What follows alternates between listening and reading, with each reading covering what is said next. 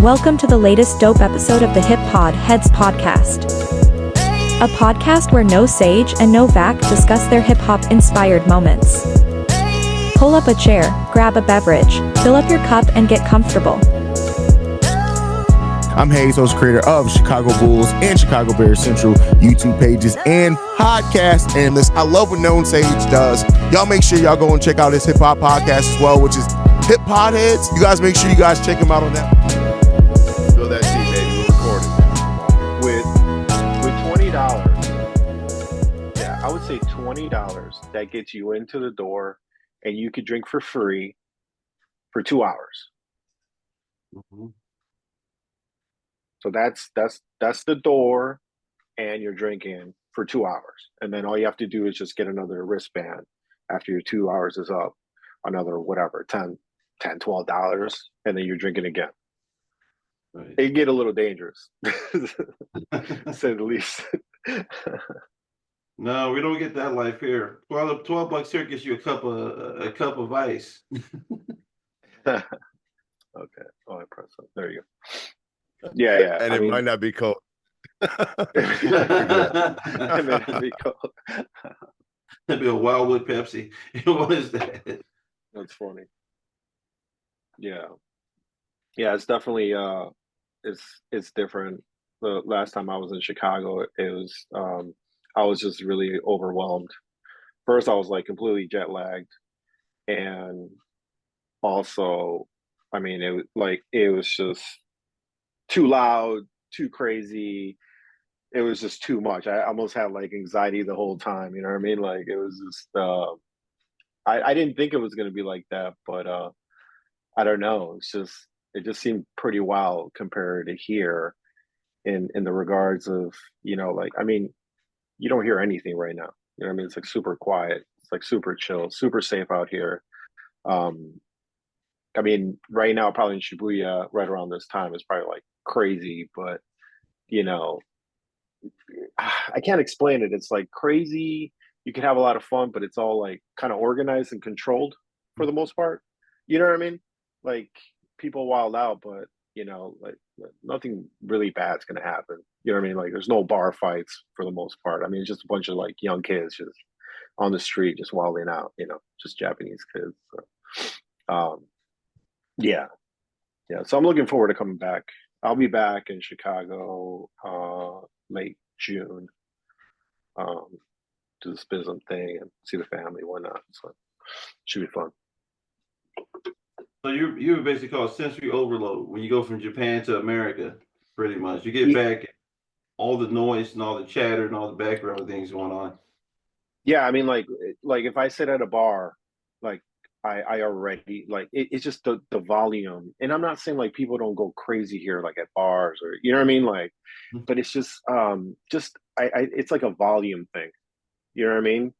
Like it's like people are hanging out, but like you can kind of talk. Like you could just tell. Like I'll put it to you this way: if you're hanging out here, you could tell where the gaijin, the foreigner.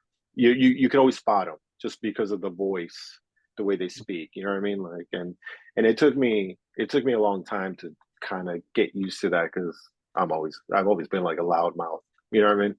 My friends will tell you like I love the sound of my own voice, but it's just that took me a while to just kind of like just bring it down a little bit.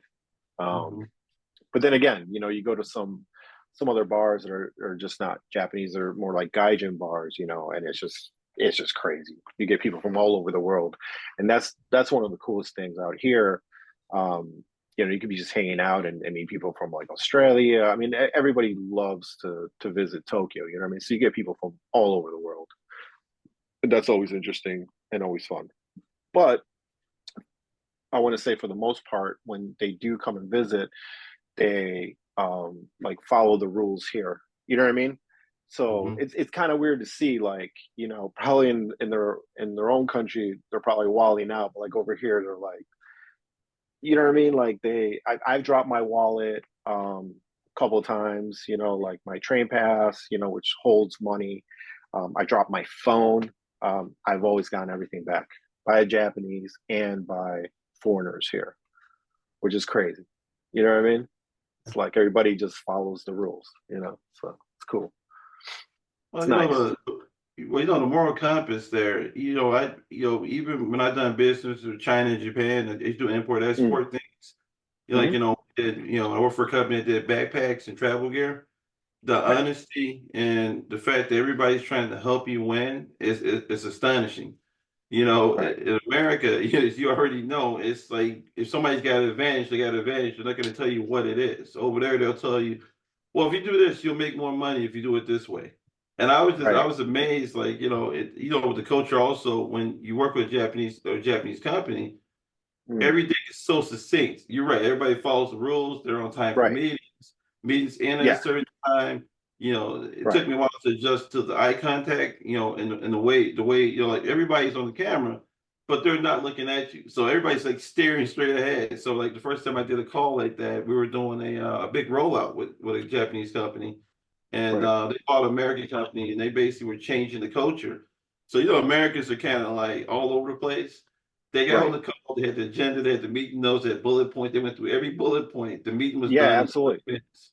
Yeah, that's probably one of the hardest things of living here. I mean, they still use fax here. It's like paperwork, and paperwork. I mean, you want to do anything, you do paperwork. So, some things are a little bit weird, like super old school.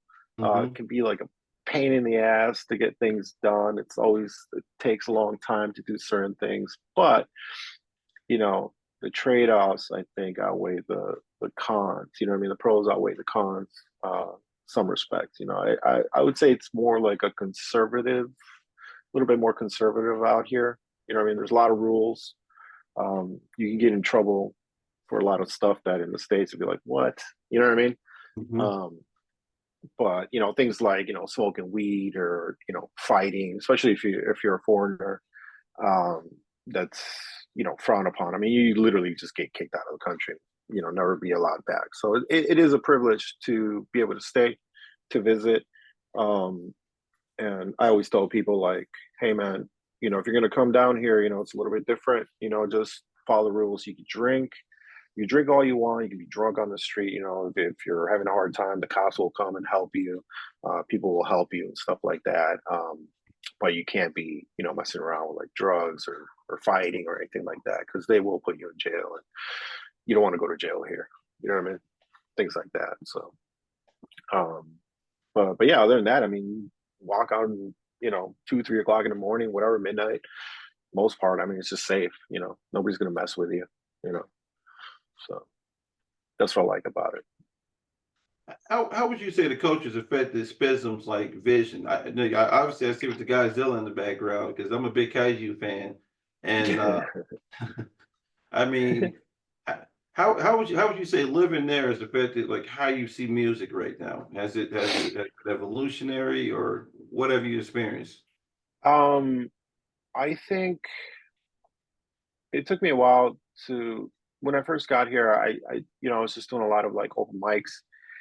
And the open mics, I thought it was just gonna be like, like jamming, freestyling, finding yourself within whoever is in there with you. I found that a lot of it was just covers, right? A lot of these open mics. And once I stopped doing that and started getting more into the scene of like playing gigs or whatever, what I found out is that everybody's serious here. They're serious about like their band, and they're it doesn't matter if the musicians are great or not. Like over here, like like it's, how can I put it, like even if you're not that great, like people will applaud you for trying, as long as they see you like trying. You know what I mean? Right. And that kind of changed me a little bit, because like before I was just kind of like, well, whatever, man, I'm just gonna play and like, just raw emotion. So I started looking at things a little bit differently, as to try to get to a little bit more professional, you know what I'm saying, in the performance and the stage presence and what you're bringing into the table. for me, for what I'm doing personally here, I'm kind of like, I really haven't found my niche yet. I'm playing with in the circuit of like, all the underground, Japanese bands, mostly mostly gaijin bands and some Japanese, so it's kind of like a little bubble that we're in. Um and obviously the stuff that I'm doing, with the drum and bass, jungle, reggae. I mean, I'm all over the place. When I do the SPIZM material, either doing it with a Japanese drummer here, or I'm just doing it by myself with a computer. So I'll run backing tracks and play live bass on top of it, right? So it's changed me in a sense that I'm trying to be more prepared for the shows. I'm trying to learn more. Um, I'm just a little bit more conscious, of what's going on, of what I'm doing. You know what I mean? Whereas before in the States, it was just like, all right, let's just get drunk. Let's just do this. You know what I mean? Like it was just kind of like, it was just different. I don't know. It's just like a different vibe. It's still hella fun out here. But I'm trying to work my way to play like better shows, bigger spaces. It's a little bit different here with dynamic, especially if you're a foreigner. I don't know if I believe this, but for some reason it seems like, the gaijin bands and the Japanese bands don't necessarily help each other, you know what I mean, to get to those Japanese owned, like solely Japanese owned venues. But I found out by just reaching out to some people, you know what I mean, to the owners or whatever, some of the venues, that they are willing to accept you. Maybe you're not getting that Saturday night. It is a little bit different here, how they do the shows. You almost most of the time you pay to play, right? So either you could rent out the space, excuse me, and put on your own show, basically promote it yourself, get your own bands, and then you get the door basically, right? Or you get they'll either give you the tickets and then you sell those tickets and you get your money back. So it's like anywhere from like $200 to like, let's say $500 or $600 to like rent a venue. So the dynamic is a little bit different. You know what I mean?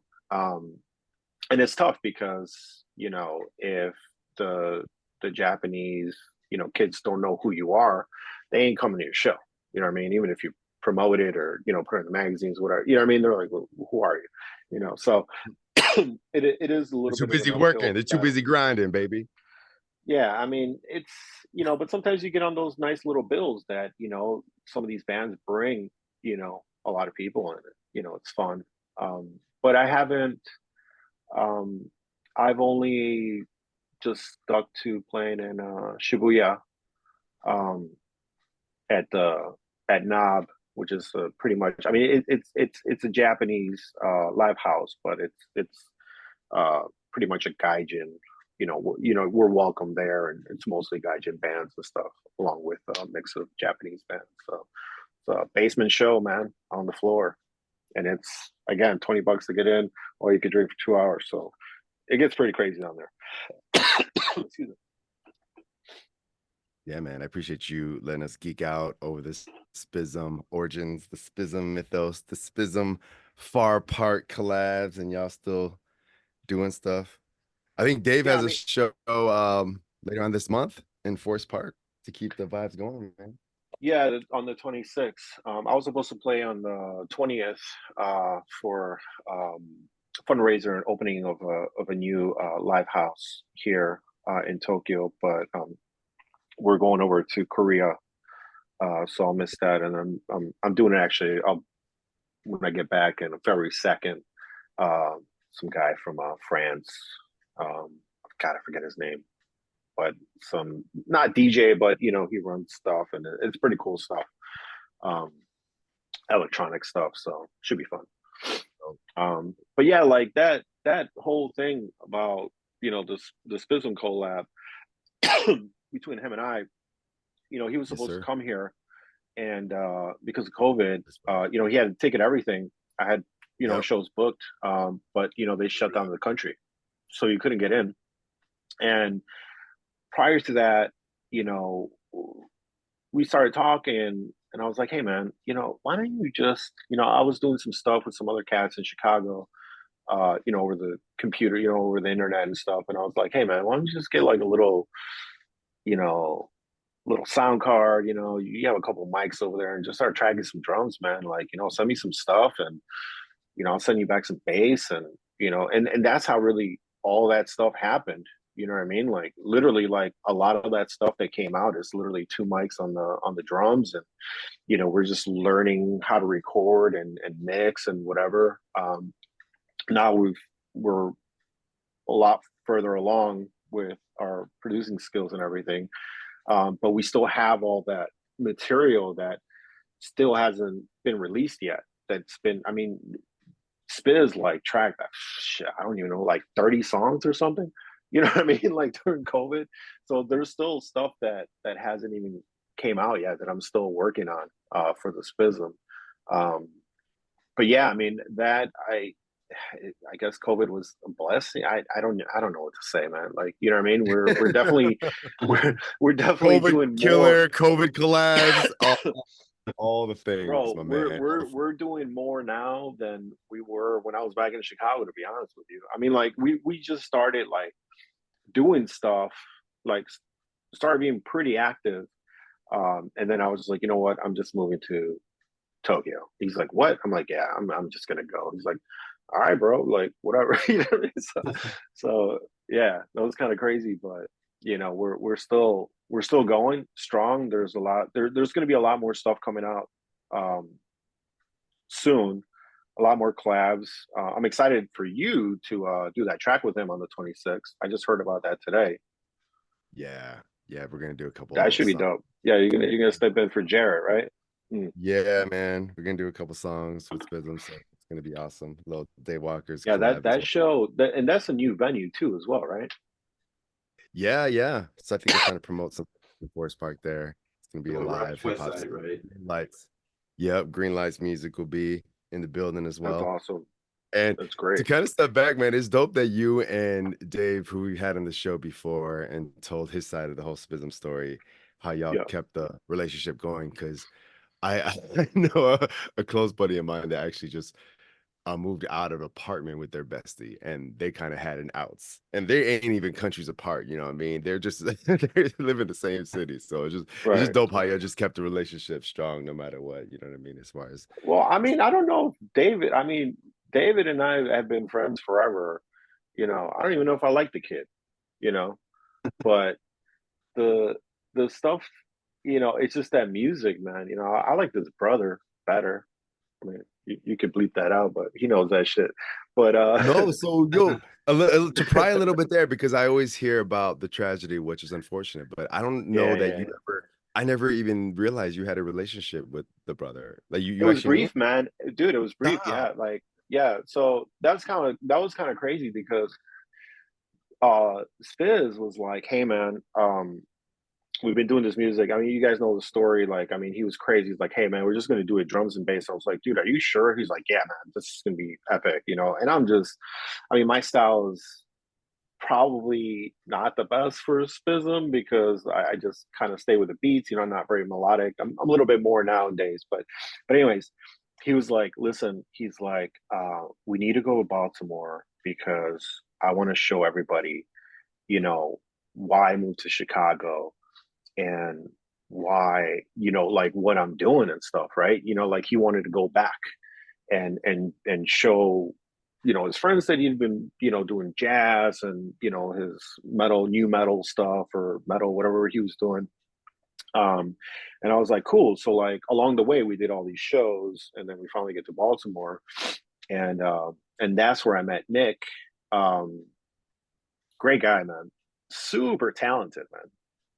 So his twin brother is actually a badass guitar player and horn player as well, saxophone, I believe. Yeah, saxophone. And what happened was this is a crazy story. So we did a rehearsal, because obviously he was like, "Hey man, I want to play with my brother." His brother was like into it, maybe we would just have him sit in, you know what I mean? On the SPIZM set, like just have him rip. We did a session, and for some reason, like Spiz was like, "Man, this is not working." I'm like, "Well, what do you mean?" He's like, "Well, I don't think I want my brother to play." And I was like, "What are you talking about, man?" I'm like, "It sounds great." But he's like, "No." He's like, "You know what? Go to my buddy's house." I ended up going to one of his buddy's house, spend the night. He's like, "I need to talk to my brother." So they talked, like the whole night, I guess, because I came in the following day. So Nick was not going to play the show, but he ended up playing the show. Like I forget what happened, but they were like, "Cool, whatever." And so he played guitar and saxophone on our set, and it was magical, man. Like, I mean, the kid just snapped. I mean, he was looking at me like, kind of like, "Hey, man, what should I do?" And I kind of gave him the look like, "Hey, man, do whatever the fuck you want to do." You know what I mean? So I don't know if I could, but you know what I mean? I was like, "Just go, man. Just rip. Just sing." And I'll never forget this, man. So after the set was done, they had all their friends or whatever, and I just kind of was sitting on the stage, and I kind of went off to the side, and I was looking, and there was like a line of like about 15 people trying to go up to the stage to go talk to Dave. You know what I mean? Because they want to tell him like how proud they were and like how awesome. I mean, like, yeah, I mean, a little teary eye, and yeah, and after that, I mean, like me and Nick, we were just, he wanted to drink with me, you know what I mean? So we're like drinking, what was I drinking around that time? I was drinking like Patron Silvers on the rocks or whatever. It's like, "Hey man, what are you drinking?" You know what I mean? So we're like drinking that and like, just having fun, man. And he was, so like we really connected. And then he was supposed to come to Chicago, you know what I mean, to check out the scene and potentially be that, I mean, I'm assuming that third member of SPIZM. Um, and yeah, man, shit went down. And after that, it was just, I mean, I was in a really rough place. Dave was dealing with that, and yeah, it was just bad, man. I think after that, we just kind of didn't play for like, I don't know, a long time.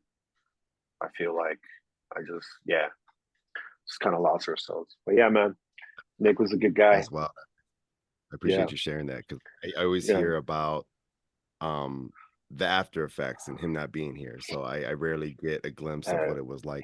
dude, he was a badass, man. I don't really like guitar players that much, but like I can say, like the dude was just bad, man. Like bad. Like just I didn't even understand what he was doing. Like you know what I mean? Like his timing was just like he was doing like 11/9, whatever that means. Like I mean, just crazy stuff. Like very, just taking it to the next level. So yeah, it was very interesting. Yeah. And Rest in I just love peace. you like looking at each other for like cues and getting the improv on because that's like totally hip hop too. You know what Yeah, I mean? I Like just, just dude, I sticking out. just let him rip. Yeah, I just let him rip, man. Yeah, hip hop, man. Hip hop. Yeah, I got into that stuff too, indirectly, somehow. I ended up doing hip hop. That was like in 2000. So yeah. Yeah, 2000. Mm. Yes. So say a word about that because I think at one point you wanted to spill on Dave Urso, who we've also had in the show as well, and you had some Oh tea yeah, on that yeah. guy. Yeah, so the hip hop thing, I was dating this girl in Evanston, and it was probably like 2000, 2001. And around that time, I decided that I wanted to play upright bass. So I put my electric bass in the closet, and I decided that I'm just not going to touch it. I'm going to Wow. I try to think most of learn. the times I've seen you perform, I've only seen you with upright. So that's interesting. I've Yeah, never seen you. I used to play. I used to just play upright. Not. I mean, not like an upright bass player. I just owned one, and I just put my hands on it. You know what I mean? So during that time, her brother and his friends, they were all into hip hop. They were doing hip hop, MPCs, mini discs, you know, making beats, whatever. So that kind of got me introduced into like playing it, which was also tied along with like some jazz. Like I was trying to play jazz with upright. It didn't go well for me at all. But anyways, I ended up playing with Phonograph Scientist, which was me on upright, a live drummer. There was a dude that was sampling with an MPC live and making beats on the spot, and 3 scratch DJs. I love that. That's dope. Like battle DJs, right?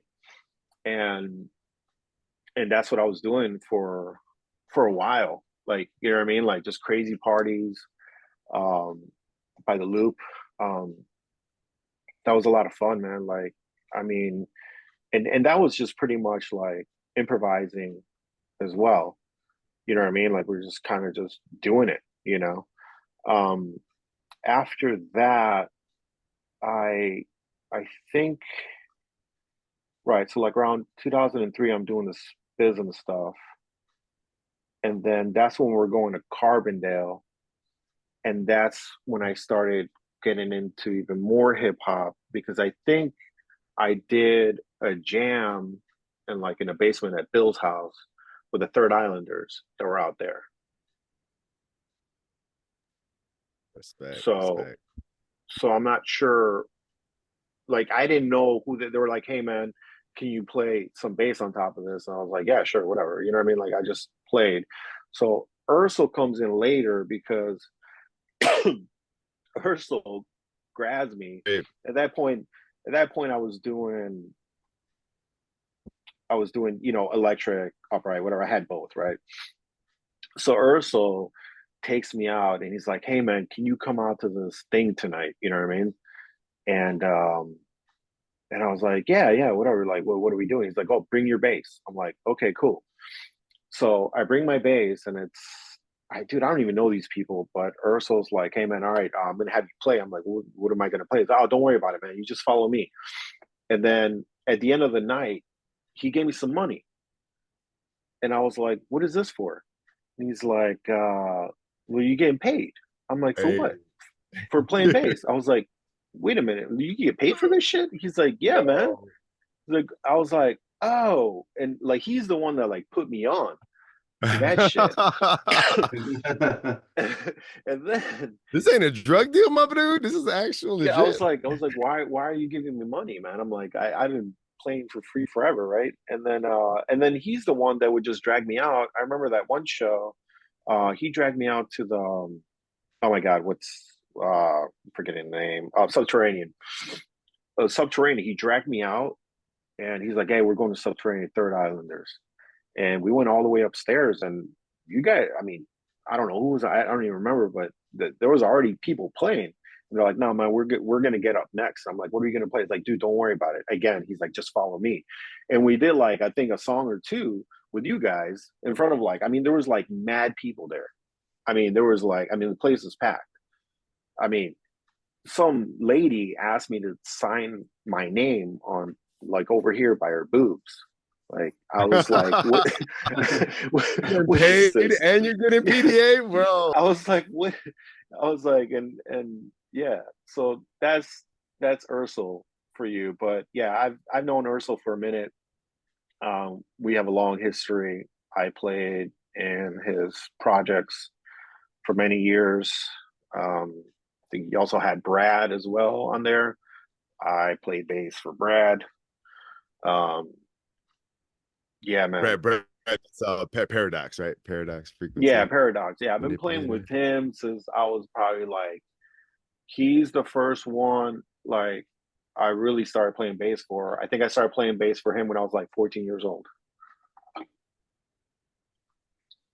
Just because I had a bass. You know what I mean? So the journey goes you were the way back. You were like the bass gun basically. The way back. Bass journeyman. And then hold on a second, I'm trying to grab something here. Oh, here we go. And then I think like in 2004, around that time, I think think me and Spiz stopped playing, or some. I was playing with Ursel, and then that got broken up, and then I got a call from Getty, and he was like, "Hey man, you looking for a job, you know?" Or he's Shout like, out to "Hey, you Sam know Getty. this kid?" Yeah, yeah, Getty. So he was like, he knew somebody that was working for him or working with him. Unfortunately, passed away. Um, some screwed up circumstances. He's like, "Hey, did you know that kid?" You know, I was like, "Yeah, of course. I went to school with him. You know, like what's up?" You know, it's like, "Oh, you know, it's happened to him," and you know, it's like, "Hey, man, are you looking for work right now?" I was like, "Yeah, what's up?" You know what I mean? So I started working with Getty. We were uh, we were coworkers, and then he decided that he wanted to that you know his Dennehy album, Right? like you know Bulls, whatever Dennehy, Yeah.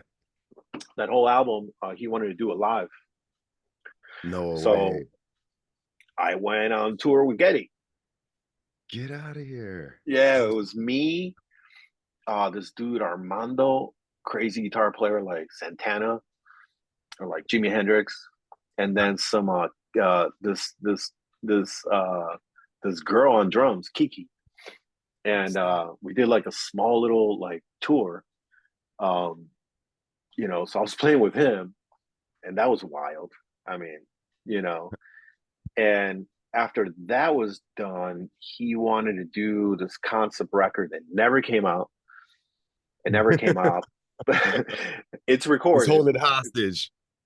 Yeah, I've actually listened to it. I asked him, I was like, "Hey man, can I listen to that?" He's like, "You can, but it's not great." You know, I think it's great, you know, but yeah, so then he was going a little bit more of a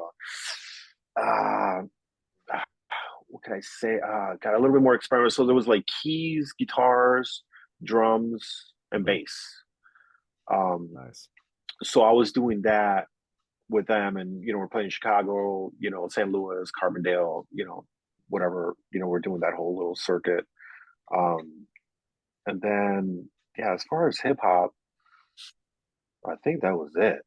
The stuff, and then I just do stuff like you know, right now I just do shit on the computer, you know. But I think yeah, I think Serengeti was my last actual like recording. Dig it. I love Getty. Yo. I mean, like Video Day was singing Serengeti's praises because obviously all of them are SIU flukis. Yeah, You yeah, know, yeah. lost there and open mic and go and all that. So Yeah, I mean Trim, you know, Trim, what's the other guy that we used to play with too with SPIZM? So like Trim will sit in with SPIZM sometimes, and Babel. I don't know if he's still around. Remember him? yes, sir. Yeah. And I think that was it. Yeah, because I was connected with Bonafide Records, you know, so I was rolling with them, and you know they were doing all the Trim stuff back then, and you know, pressing some CDs for like Getty, um, you know, and during that time as well too, I was actually me and my buddy Shiesty, we had a recording studio, and we were just doing straight up gangster rap. We record like legit like gangster rap, you know. So once I got a gun pulled to my stomach, I was like, all right, dude, like this shit's Uh-oh. not for me. Oh man. Wait And a minute. yeah, that's what it was. Yeah, now I'm There's a remembering. story. Right. There's a So story. yeah, so after that, that's when I went back to like Spizzle. Yeah, because I was like for a minute, I was like, hey man, I'm just gonna record because we're making pretty good money just like recording, and it was a lot of fun. You know, just like parties all the time, and yeah, but we were just doing pretty much gangster rap, dude, straight up. It was great. That's wild. But That's wild. my guys, like they just didn't make it like through the like in the span of one summer. I think the group was it was like 8 dudes, and we lost like 3 or 4 of them. You know what I mean? No way. To Wow. like you know gang violence or whatever. I mean they're crazy. Good kids And too, that man. was, Young. oh man, rest in Yeah, they were pieces, bro. called the Noise Boys. Now I remember. Yeah, the Noise Boys. Yeah, And they were on that gangster. like live hip hop vibe too as well, even though it had a gangster rap flavor to it. No, it was straight up. I mean, it was. We did do some things that were live, but it was pretty much like gangster Right. rap. Yeah. Yeah, I mean, they were talking about like what they were doing every day. You know what I mean? It was real. We Yeah. were over there like in Clark and Estes, so like you had all the Hispanics. I mean, you had the Jamaicans, Hispanics, and the African Americans right there. I mean, so they were just all. You know what I mean? Yeah. I mean, They were just always just going crazy on each other, man. That place true, was wild, dude. So I just true. said, enough is enough. I'm like, I can't. It's not for me. So I just went back to playing bass. Yeah. It feels like it's no accident that you actually landed in chiller scene as far as Tokyo and Japan goes, with all the street miles you put on on your life, my man. Yeah, man. I mean, well, the thing for me was like I wanted to learn, so it didn't Yeah. matter like what what people were playing because I wanted Right. to play like let's say hypothetically like it's just going to be like reggae music or whatever rock, whatever it was, like I wanted to learn that style, and then I could have it for myself. Doesn't mean that I would master that style, but like in if somebody says like, "Hey man, can you play drum and bass? Can you play hip hop?" I'm like, "Okay, I got you," because I got a little something that I picked up by you know what I mean, like hanging out, playing with these people. You know what I mean? Like I'm always just trying to grab a little some, so then I have it, in the back of my pocket. It just kind of helps me, and I just make it my own. I remember like I did I played on Howard. Are you familiar with the North Side? I mean, like Howard and like So grew up basically like by Waveland Bowl in that area, what is essentially. it, Rogers Park? Yeah, Yep. Rogers Park. I Mhm. did. Yes, sir. Yeah, like they call me, like all the Jamaicans are like, "Hey man, can you sit in and play?" It was like this whole thing, for like, stop the shooting and stuff. Like I remember I came in like on a Sunday, I had been up all night and I don't know what the hell I was doing, and like just came in, sat in. They're like, "Hey man, it was church music, basically." You know what I mean? Like just church music in a reggae rhythm, So I mean, just Hey. yeah, it was just crazy, man. But Oh, but I yeah, like that you're pulling this layer apart, because like even though you were poking fun, there is a common thread there where you both are sort of like a student of music, where you both feel like you can grab different things from different styles.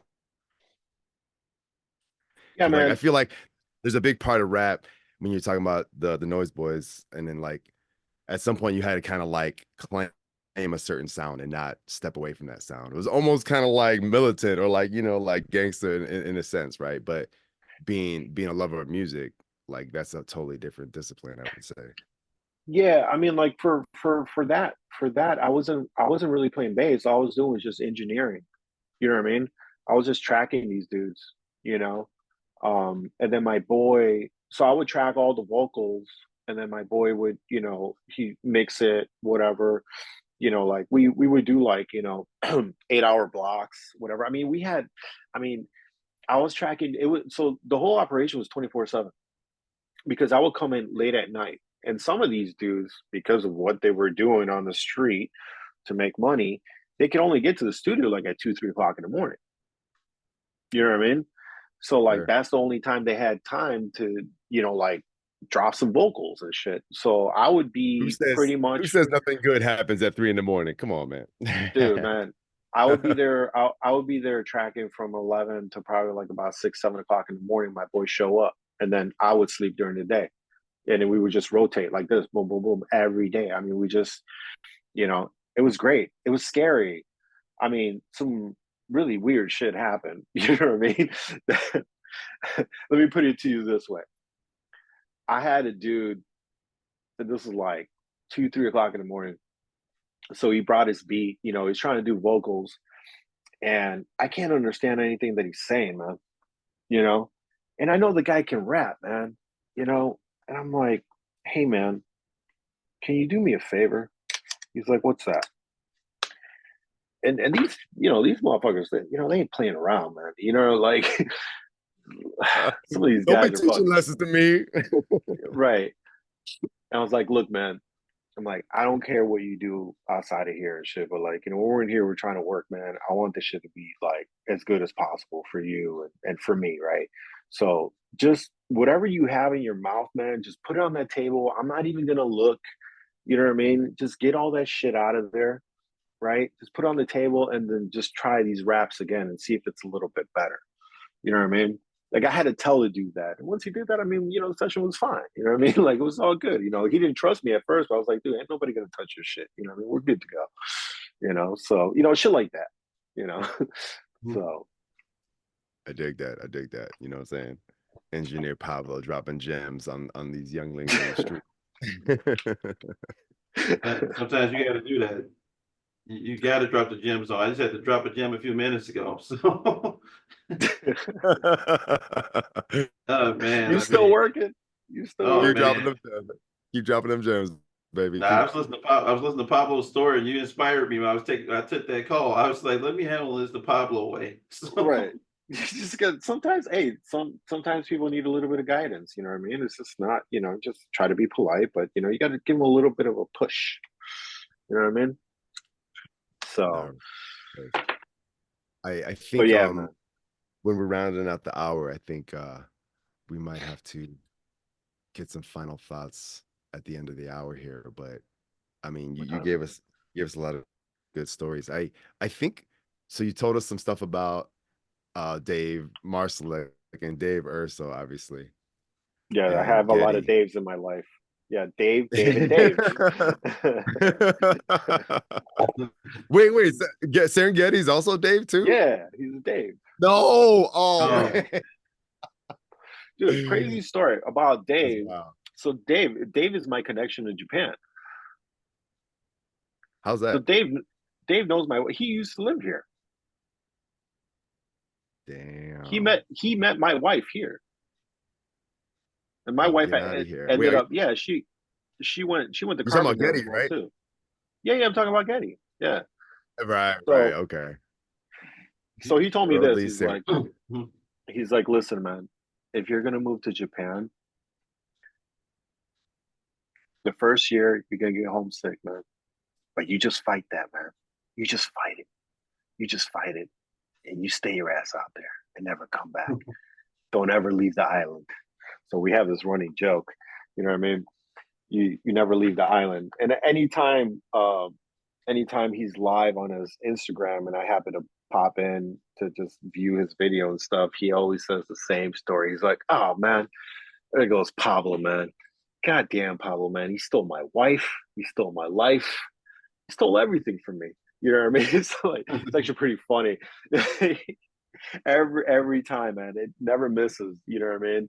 Like he always tells the same story about me stealing his idea to move to Japan and getting married to a beautiful Japanese wife, and so that joke's been going on for years now. I love that guy. He's funny as shit. You're living I'm sorry, vicariously. he's right. That's dope. You're living vicariously through his multiverse fantasies over there, my man. So it's like the three Daves collide and they somehow make Pablo. I'm tripping because it made me think of that scene in that I better not find you. Like I paraphrase it, but some along the lines of like the end of the movie is like, when I drive out to pick you up, you better not be there. I want. Wait, what was the movie? You cut out. What was the movie? So Good Will Hunting.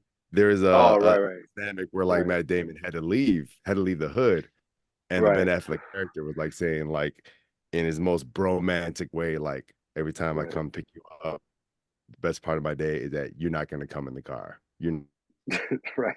That's the Getty version of "Don't Leave the Island," basically. Right. Yeah, I'm sorry. You were going to say something, or you were going to ask me something. I got sidetracked with Getty again. So.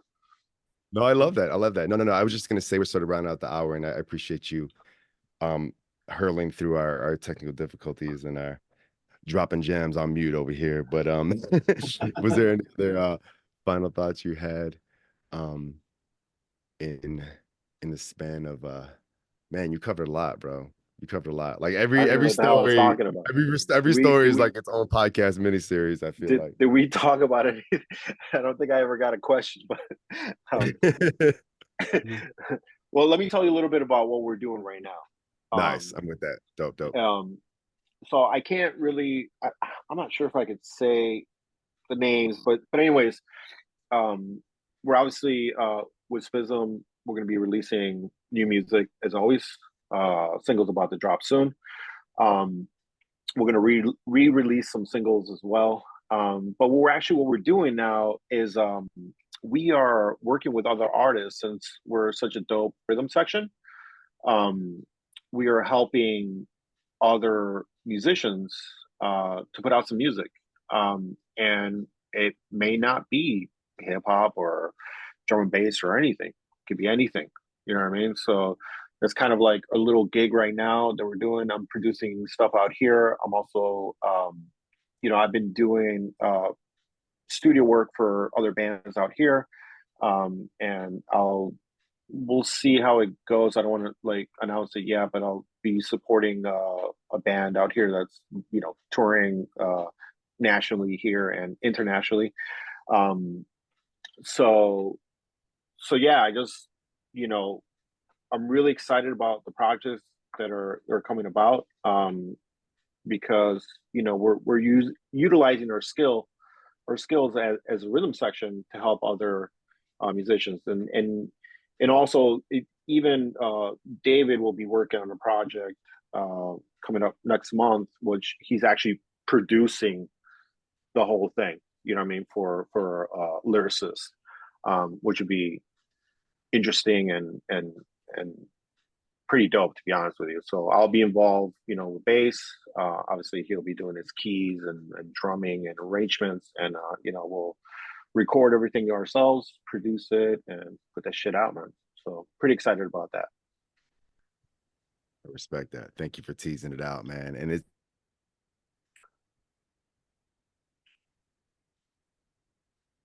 I think he might have frozen for a second. Yeah, you froze for a minute. Yeah, no, I was just saying that it's nice to hear your bass player mentality behind the scenes of things. You know what I mean? Because like everyone remembers the drill. Right. You froze. Yeah, it's probably the weather right now. Yeah. Probably killing them. Yeah, my fault, guys. But no back. I'll let you close this out. It's been dope, man. It's been super dope. For sure. Man, Pablo, I want to thank you definitely for coming through and, man, sharing your story, sharing your experience, man. I definitely got to get out to Tokyo. It's like, that's on my plate. I will do. I've been everywhere else. So I got to get out there. I've flown by Tokyo, never stopped. I was like, got to get there. But, definitely want to thank you for coming on the show. Appreciate everything you do, everything SPIZM does, man. Love your sound. Love what you do on the bass, man. Appreciate I tell my kids every day, get good at something. Play the bass, play the piano. Trying to breed musicians right now because I think it makes the world a better place. What you guys do, 100%. We do long days at work. But well, yeah, I mean, like what you're saying, and now like we're willing to share. You know what I'm saying? Like I think we always wanted to share, but again, it's just drums and bass, so that could go anywhere. You know what I mean? So anybody that's out there that wants to do collab, like, vocals, guitars, whatever, man, like we're here to throw down, man. The more the merrier, So we're excited about that. I think we're all excited about that. That collaboration is going to create even bigger projects in the future. Oh, hell yeah, for sure. Yeah. I mean, I got my own shit coming out too. I mean, so with Jason, I gotta get you on that shit. Oh, he's gone. He's gone. But yeah, definitely thank you for coming through, man. And definitely everybody go out and listen to something dope today. Go out and do something new musically and go out and challenge yourself. All right, peace. 100% later. Let's go.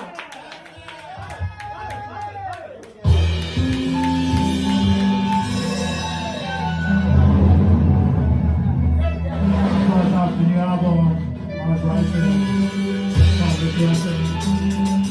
That's how it's on the top.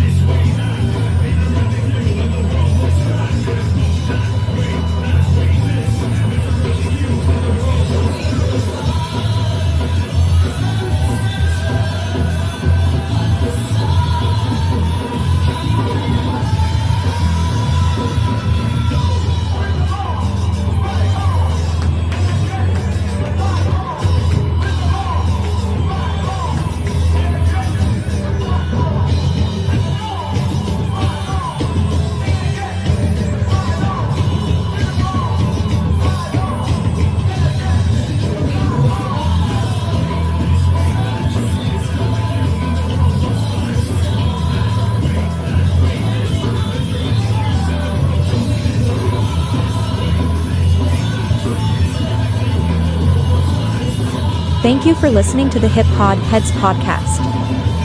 A podcast where no Vac and no Sage discuss their hip-hop inspired moments. Share, like, subs, comment to the show on YouTube and Spotify. Go out and listen to something dope today.